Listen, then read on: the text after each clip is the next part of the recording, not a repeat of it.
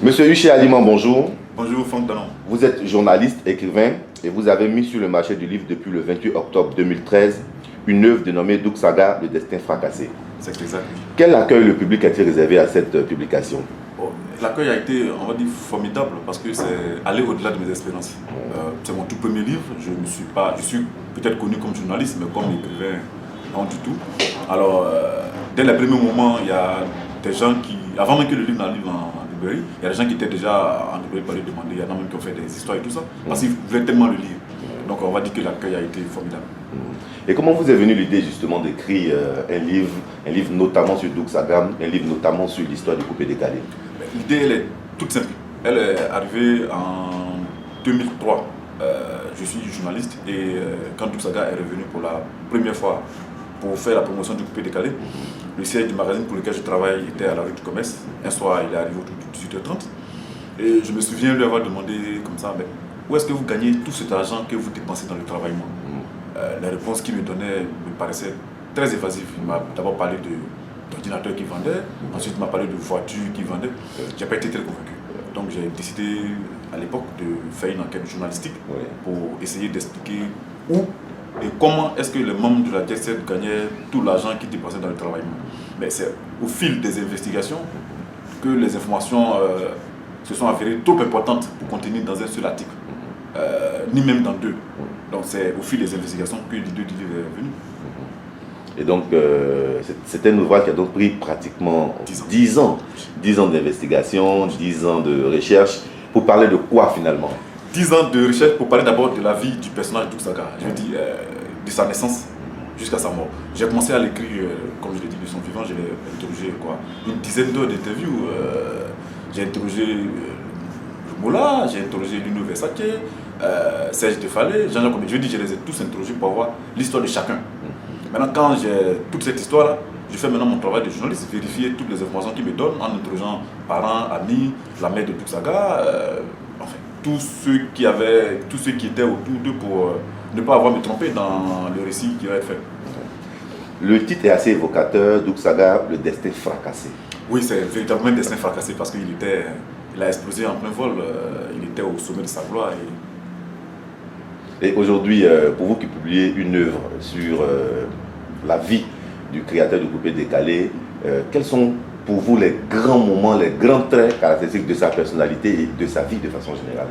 Bon, je pense que c'était à la base quelqu'un de très sûr de lui, je veux dire, très sûr de son fait. Il était convaincu qu'il avait un grand destin et il était prêt à tout faire pour que ce grand destin se sache.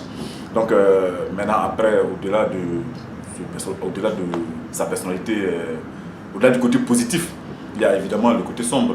Oui, il a fait des choses qui ne sont pas recommandées à la jeunesse, ça c'est sûr. Et ces faits sont révélés dans le livre? Tout est relaté dans le livre. Je veux dire, je n'ai pas voulu être ni trop blanc, ni trop noir. J'ai décidé d'être équilibré. Je veux dire, il y a le côté lumineux, Douk Saga, créateur du coupé décalé, Douk Saga, le mec qui a décomplexé une partie de la jeunesse ivoirienne.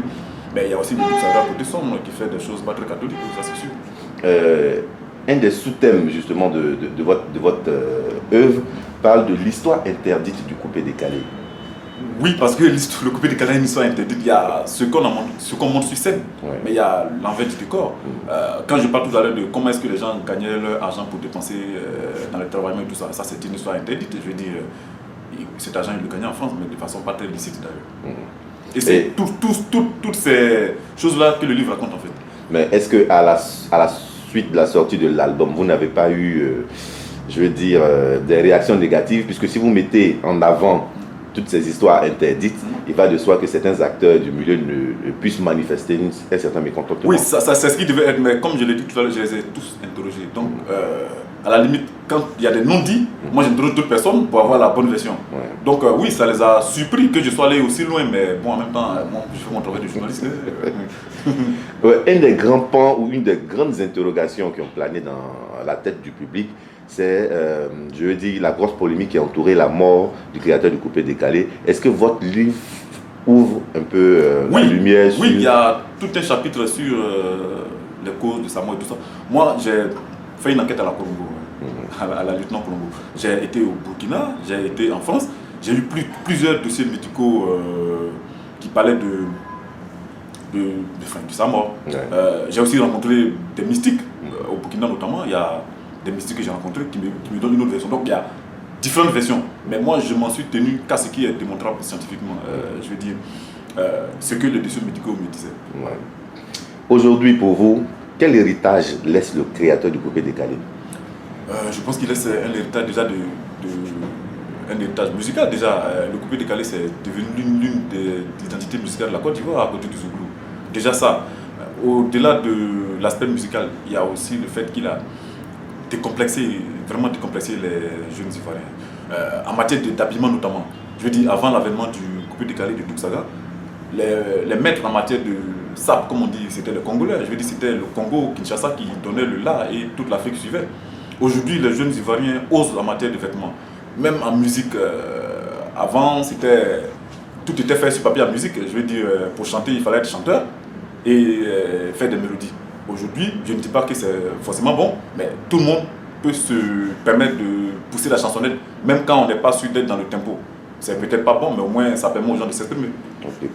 Tout savoir, ou presque, sur Douk Saga et sur l'histoire du coupé décalé, tels sont les objectifs contenus dans l'ouvrage mis sur le marché par Usher Aliment. Nous avons eu beaucoup de plaisir à vous recevoir. Le dernier mot est à vous.